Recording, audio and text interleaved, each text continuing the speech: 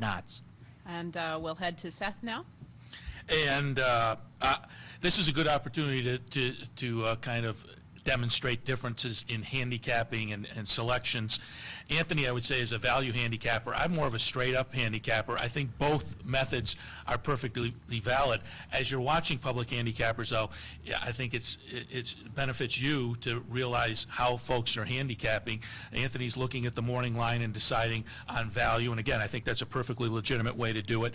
I tend not to look at the odds and just put them in the way I think they're going to come under the line, and then walk up to the odds board and decide my wagering after that. So I have Street Sense on top. I agree with Anthony at the price. I probably won't be making a win wager on Street Sense, but I'll key him in some triples, and we'll have some exacta plays and whatnot. But I have it Street Sense, Hard Spun, Circular Key, and CP West. I think Street Sense is vulnerable, certainly. You have a horse that, the couple of days after the Kentucky Derby, the Triple Crown talk started already.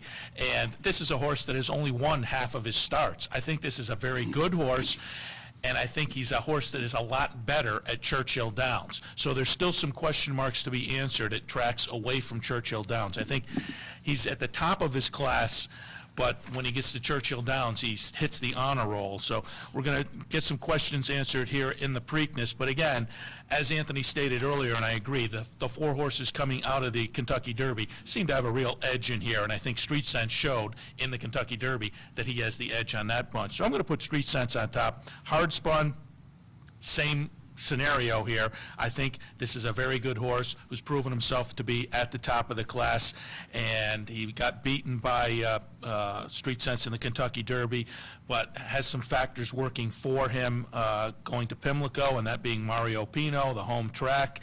And I think, as mentioned earlier, didn't have a workout it didn't have an official workout in the 2 weeks since the Derby. That is a little bit of a concern, but he did have that very fast blowout on the Monday before the Derby, ran a big race in the Derby, did go a couple of furlongs yesterday to kind of open his lungs up a little bit.